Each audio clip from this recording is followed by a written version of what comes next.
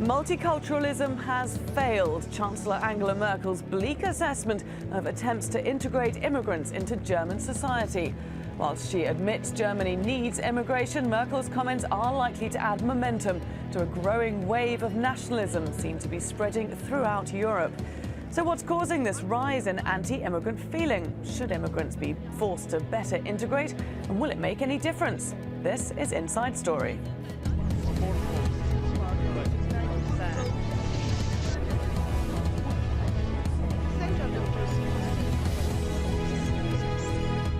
Hello and welcome to the programme. I'm Laura Kyle.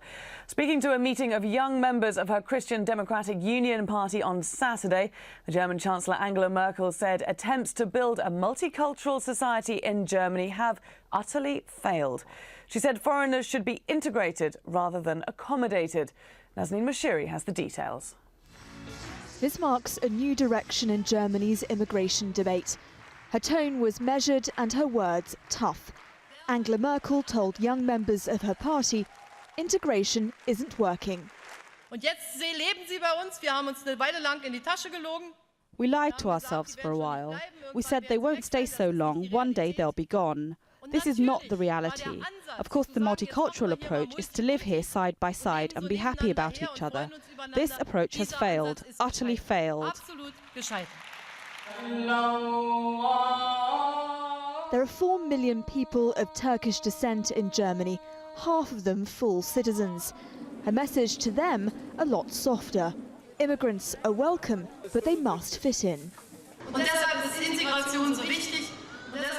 Integration is so important. So it is, above all, that those who want to participate in our society must not only comply with the law and adhere to the constitution, but above all must learn our language. To learn our language, to know our language. Angela Merkel is in a difficult place right now. With an election in the spring, opinion polls show many Germans see Muslims as a burden on the economy.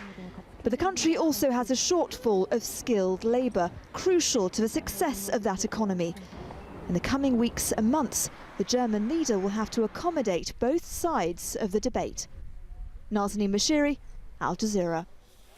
Well, the German Chancellor's speech has added fuel to an immigration debate in Germany that's been growing rather heated in recent months.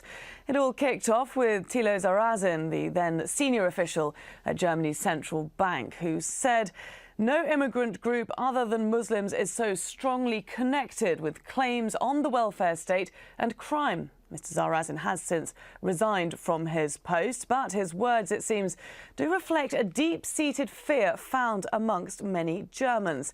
A recent study by German think tank the Friedrich Ebert Foundation found nearly a third of respondents believing that foreigners come to abuse the welfare state and that Germany is overrun by immigrants. The same study suggests 55% of the country thinks Muslims are a burden on their economy.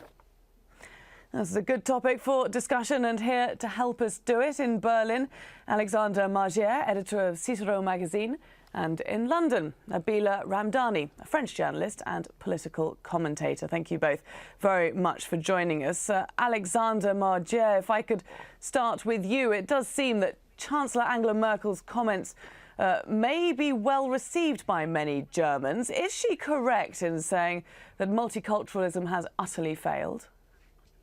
Well, first of all, this is nothing really new. To be honest, it's very old. I mean, we've been talking about multiculturalism and about how it failed since years, and it depends on what multiculturalism means. You know, if multiculturalism means that anyone can come and do whatever he wants, and does not, and we have people who don't comply with the laws. So this is, if multiculturalism is this kind of thing that we're talking about, then of course it has failed. But on the other hand, we have many nations, people from many nations living in this country, and this goes very well, you know, especially, look, I'm here in Berlin. We have a part of town called Kreuzberg. This is like the multi-culti part of town. You have a big Turkish community, but people from nations all over the world, and there's obviously no riots going on. So, I mean, what is it if you say multiculturalism has failed? To me, it seems to be working very well. Of course, we have problems, but to say multiculturalism has failed is really nothing new, and it's more or less, it's a stupid sentence. Well, the Chancellor appears to be referring to people living happily side by side. But it does appear, looking at that study, that there is quite a lot of antagonism in German society against immigrants, with 30% of them, nearly a third, feeling crowded out by new arrivals. Well, you know, this is always difficult, these kind of polls. We've had this discussion, you mentioned Thilo Sarrazin's book, and we've been talking about this now very hardly and very harshly for a couple of weeks, almost 2 months, and by repeating and repeating the bad feelings that this Mr. Sarrazin obviously has towards some parts of immigrants, leads to the fact that many people who are not in touch at all with these people feel alienated. So this is a classical media thing too, you know. So you're saying that German people are not interested in this discussion at this point in time? It's purely a political ploy? Well, no, I think they are interested, but look, if you ask someone out in the countryside with no neighbors from other nations, and what he sees is the discussion that we are having here. So his feeling must be, God, in big cities it must be like hell, and it must be really incredible. So he thinks that the situation is much worse than it in fact it is. Nabila Ramdani, if I can ask you, what does multiculturalism mean to you, and do you think it's failing in Germany? Well, first of all, being from a French background, I have to say that the French model of integration, known also as the model of assimilation, is what makes France unique, and it's not in line with the thinking across the European Union. When the European Union promotes a model of multiculturalism, i.e. unity and diversity, the French model stresses equality and doesn't allow room for the expression of differences. And so what it means is that French citizens are expected to be French only, and there is no room for multiple identities or hyphenated identities. And a clear example of that was during the World Cup, the Football World Cup over the summer, when young French people of Algerian descent were supporting the Algerian team. They were reprimanded by the state and branded as being disloyal and not being patriotic enough. So that's the French model as it stands. And in this respect, the French have often criticized other EU countries, including Britain and Germany, for allowing the expression of or the manifestation of foreign cultures too much. Mr. Marger, with these calls for better integration, are you sensing that Germany, German politicians at least, want to move towards the French model? No, I don't think so. I mean, what does Angela Merkel want to say by that? She says multiculturalism has failed, but what she really wants to say is that people who come from abroad to this country have to do mainly two things, or let me say three things. First of all, they have to learn the language. They have to know the German language. This is absolutely clear, and there's no doubt about it. Secondly, they have to comply with the laws that we have here, and they have to comply with democracy. And then, third point is they should try to find a job. You know, they can't come here and like claim put claims on the welfare state. These are the 3 points that she was trying to say, and I think that most people do totally agree with that. Ms. Ramdani, those do seem pretty fair points. Do you agree? I think it's absolutely conditional for integration to work to indeed master the language and be a law-abiding citizens. But I would claim that the vast majority of immigrants in Germany do master the language and are law-abiding citizens. What the German government obviously failed to deal with are blatant discriminations and instances of racism, which are a clear hindrance for immigrants or young people of foreign background to integrate into German society properly. If most people are learning German, Mr. Marger, why these calls for better integration? Because it's a fact that many people don't speak good, I mean, some speak German, but many of them don't speak a very good German. And the second thing is that, I mean, this is mostly a discussion that focuses on the Islam, you know, and we have people coming here from Muslim countries who put like Islam first, and then comes the law and the national law. And this is, of course, this is totally. You can't live with that as a society. This is impossible. I mean, talking about Islam is also in talking about Islam in Germany is talking about the Sharia. Is the Sharia first or our national laws first? And a couple. I mean, the vast majority is putting the laws first, of course. But we have people coming from abroad who believe in the Sharia first, and this is unacceptable.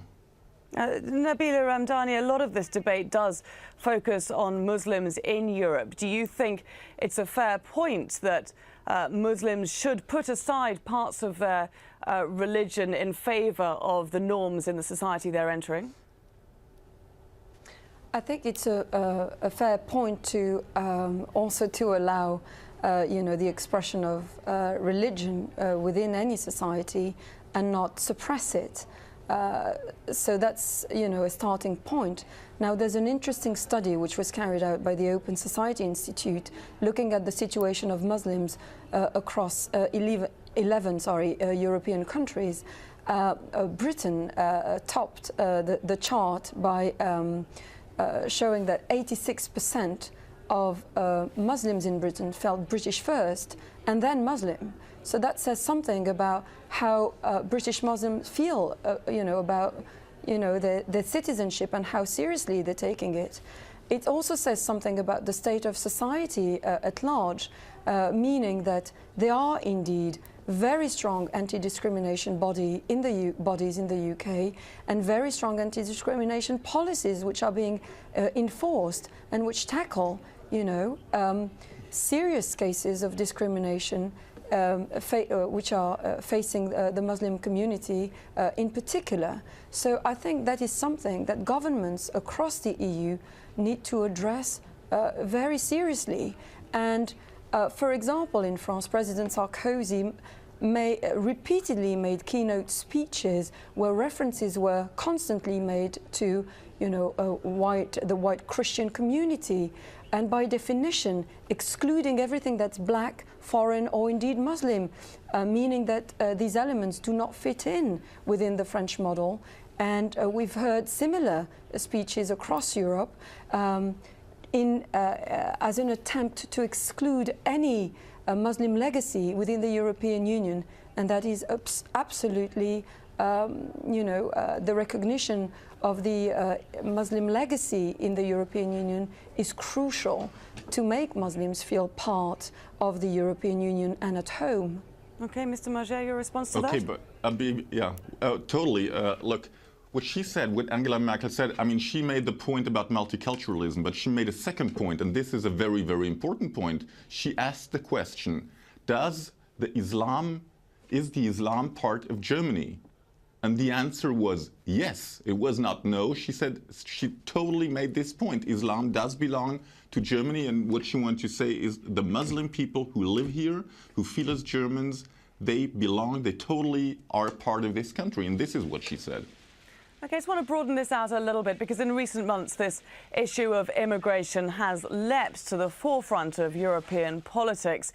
In its official statistics, the UN claims that immigration into Europe is on the rise. Europe is home to more than 730 million people. 9.5% of them are immigrants. Let's take a closer look at where most of those people are migrating to. Spain tops the list. Of its population of 40 million, 14.1% are immigrants. Germany follows with 13.1% of its 80 million people. Of the United Kingdom's 60 million, 10.4% are originally from overseas, whilst in France, which has 64 million people, 10.7% are immigrants. And in Italy, just 7.4% of its 60 million people are from overseas. Nabila Ramdani, the numbers don't appear to be huge. So why are we seeing such a strong wave of anti-immigrant feeling in Europe? Well, you're quite right to emphasize that. In my opinion, it's a well-known tactic that when governments fail to provide real solutions for economic and social problems, they are prompt to conjure up the spectre, the fantasy spectre of immigrants, foreigners in general, who are to be blamed for all the social, economic and political ills of society.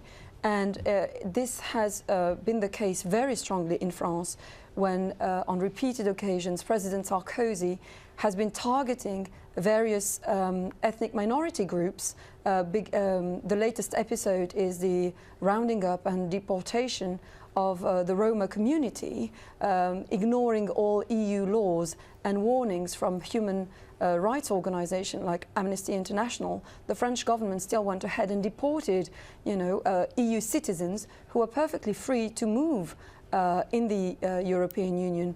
It has also targeted ethnic minority groups like Afghans who have been deported back home to a war zone. Now the French government wants to expel immigrant criminals and send them back home, and more shockingly, it now wants to extend its policy to French nationals, French young people of foreign background who are caught breaking the law to be deprived of their citizenship. And this targeting of specific ethnic group has led to resentment among the French public. And a recent poll shows that 50% of the French public think that immigrants are too different to be integrated. Alexander Marget, immigrants being used as a scapegoat for the problems in societies? Well, let me answer the question that you were asking. I mean, obviously, you said there's not much immigration going on, but we're talking about immigration that has already happened, And this is the point in Germany. We've had immigration since about 50 years, and like 40 years, we thought, and that was quite the policy of all the governments we had in Germany, was that those people would go back somewhere. And this is why we defined ourselves, this country, we defined ourselves as a non-immigration republic. Now this has changed in a very fast way, and now we're trying to say to those people that we thought they would go back, we're trying to tell them, but look, no, we found out you're not going back, now you have to integrate very, very quickly. And this, of course, I mean, this is hard to them too. For sure. And of course, it's a very difficult message you're sending, because Europe does need immigrants. It's got a declining birth rate. A lot of the companies need the skilled workers. And yet you're saying that these people have to give up certain parts of their identity if they want to come here. So it's hard for countries such as Germany to have it both ways. It's not about giving up the identity. It's just about being willing to accept the identities of the countries that you move to. But the other thing is, yes, we need immigration, and this is one of the big failures of this country, of Germany, that we have not defined who do we want to have. I'm totally convinced that we need a strict immigration law to define who do we need, who are the people, where should they come from. This makes it easier for those people too. This makes it much easier for the immigrants if we make sure first that they are able to find a job here. Nabila Ramdani, do you agree that places such as Germany and France, by adopting the policies, having these sort of debates, do remain attractive for people who might want to come? Absolutely, and they remain very attractive indeed. But it also has to be said that they are looking to countries immigrants are looking to countries like France and Germany precisely because They are, known for their tradition of welcoming people from, all over the world and, being tolerant societies. But the current mood in Europe is one of, Islamophobia and racism and discrimination at the moment. And it makes it more difficult for people to blend in. It does seem as well to be targeted against towards unskilled migrants, but really isn't it the unskilled migrants who need to come in to do the jobs that people originally in the country aren't prepared to do? It's very clear that French nationals or British nationals or German nationals, some of them are not willing to take up jobs that immigrants are more than happy to do, and there's a real need and there's a real demand for that. And if you are to invite people to take up jobs, then you have to make sure that they feel comfortable and at home in the host country as well. Mr. Margier, are you not a little concerned that these kinds of comments from Angela Merkel, the debate that's happening, is going to stir up quite a fervour when it comes to immigration? I don't think so. I think the discussion will end pretty soon. I mean, we've had this discussion now on a very, very high level for a couple of weeks. As I told you, I don't think it's going to go on like this for months and ages. And Nabila Ramdani, do you think multiculturalism is really achievable? I think the fundamental problem is the discrimination, really. And I don't think there's, a model that would suit, every single country in the European Union. We obviously each have our own history and our own societies, and one has to see what fits better, what suits better accordingly. But it seems to me that the problem of discrimination and racism are the most prominent one and are indeed flaming up social problems as well, and they need to be tackled very seriously. What in your mind is a workable model? A model that would make sure to respect that people can have multiple identities. They do not have to come in and drop their cultural baggage or leave their roots behind them.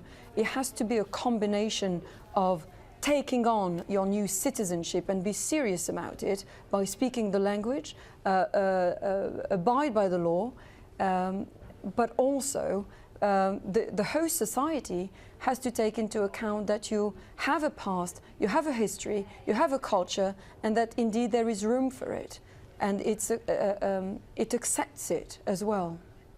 Okay, it certainly will be a topic that Europe-wide will be discussed for some time yet, but that for the moment we'll have to leave it there. Thank you both very much for joining us. In London, Nabila Ramdani, and in Berlin, Alexander Margier.